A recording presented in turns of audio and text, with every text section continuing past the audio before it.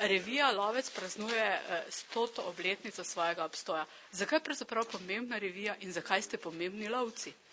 Ja, lovci mislim, da smo pomembni predvsem zato, da varujemo okolje in skrbimo za divjad in to ne glede na družbene ali politične razmere. Vselej poskušamo biti med tistimi, ki se ukvarjamo z aktivnim varstvom narave in divjadi, čeprav smo pri tem deležni raznoraznih kritik. Velikokrat so te kritike upravičene, mi seveda poskušamo, da bi jih bilo čim manj. V reviji Lovec je od vsega začetka namenjeno veliko prostora strokovnim lovskim temam, v zadnjem času pa seveda tudi mnogim vprašanjem, ki so povezana z ekologijo, z varstvom divjadi, predvsem pa seveda stanovsko organizacijo. Se število lovcev v Sloveniji večja ali manjša in kako je ženskami v vaši organizaciji? Žensk je nekaj 10 in smo veseli, da so z nami, število članstva pa rahlo upada. Zdajle smo pristali pri 22.000 in nekaj članih, bilo nas je že krepko čez 23.000. Razlogi so številni, mladi ne vidijo več tolikšnega interesa, kot so ga v preteklosti, tako da je to eden od pomembnih razlogov.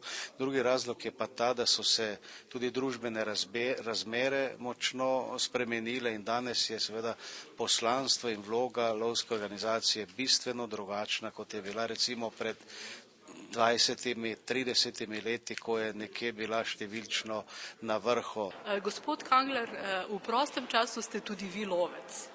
Koliko vam zdaj, ko ste župan, še ostane časa, da greste v gost, da poskrbite za živali?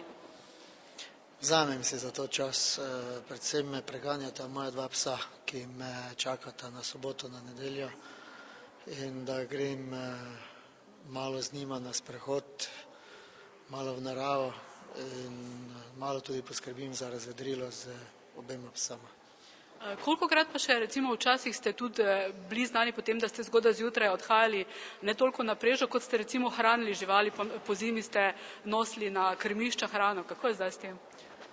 To še zmeraj vstajam, včasih tudi ob 3:30 zjutraj v letnem času, v zimskem času seveda ob 7 uri in mislim, da ne glede na mojo funkcijo, da je to naloga in skrb vsakega lovca in člana Zelene Bratovščine, da v tistih hudih časih ali pa zimskih časih tudi poskrbi ne samo za lovsko divjad, tudi za ptice, pevke in ostale ptice, ki so v okolju in mi kar, vsaj jaz osebno sem po mojem občutku v letošnjem letu porabil preko 100 kg sončnic za hranjenje teh ptic.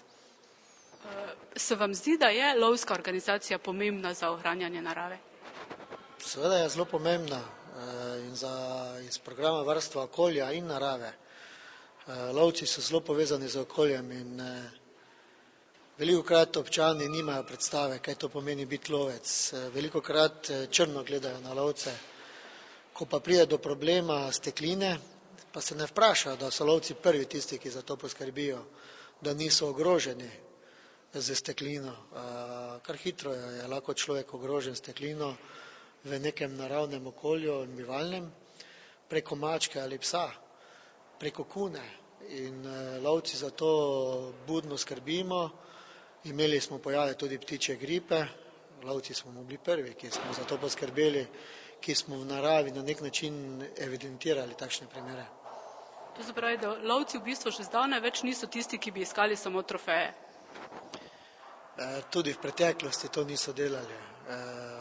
Biti lovec pomeni velika odgovornost, predvsem pa skrb za naravo in za okolje. In jaz mislim, da je lovec opravljal funkcijo nekega naravovarstvenika v nekem okolju. So pa posamezniki ali pa izjeme, ki odstopajo od povprečnega lovca in zaradi tega nismo vsi črne ovce. Imate vi kakšno trofejo doma sicer? Imam več trofej. Na katero ste najbolj ponosni? Težko bi govoril. Rad lovim lisice v zimskem času, to mi je posebej zanimivo, ko je -10, pa da sedim na preži in bi rekel, da to mi je največji navdih v lovstvu, da hodim na lisice.